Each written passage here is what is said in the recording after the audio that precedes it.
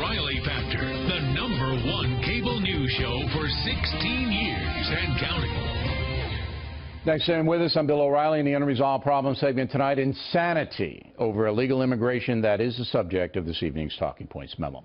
As we reported extensively last night, a 14-year-old girl in Rockville, Maryland was raped in a high school bathroom by two men allegedly in this country illegally. The incident is beyond shocking. An 18-year-old from Guatemala and a 17-year-old from El Salvador were freshmen at the school. Freshmen. Authorities say they dragged the 14-year-old into a bathroom, brutally raped her.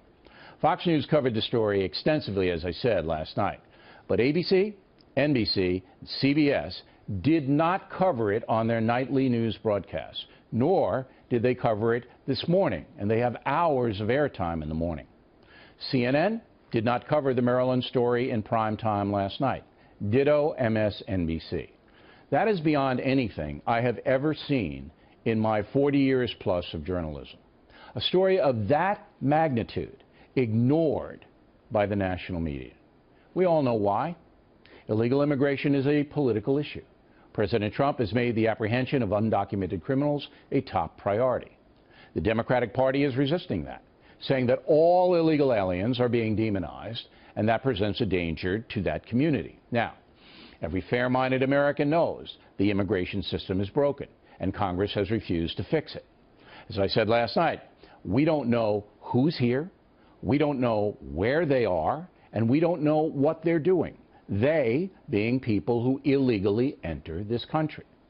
It is beyond the pale that even after this poor 14-year-old girl has had her life brutalized, even after that, the Maryland House of Delegates actually voted to make the state a sanctuary situation.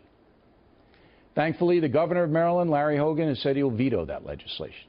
But how on earth could members of that Maryland body, after this poor young girl gets attacked, do that? It's incomprehensible. Many Americans have had enough. For decades, Congress has looked the other way as billions of people have poured into the USA without proper credentials. Most of these people are harmless, and many contribute to our society.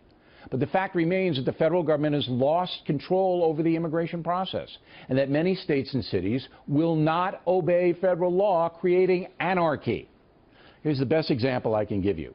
Between January 28th and February 3rd of this year, more than 3,000 detainers were ordered by the Department of Homeland Security. That means that local jurisdictions were asked to hold illegal aliens in jail who ICE considered dangerous. 206 of those aliens were released by the sanctuary places despite the federal demand. 142 of those released came from one place, Travis County in Texas. That's Austin. We trust Texas officials will stop that madness in Travis County as they have promised. But you can see how anarchy is being openly practiced in some places. Comes a time when citizens of any country have to demand justice, demand protection, demand the law be respected. We have not come to that time yet in America. We have a president who vows to stop the illegal alien criminal madness, but we have a media that openly opposes that, allowing the sanctuary movement to pretty much run wild. And that's a memo.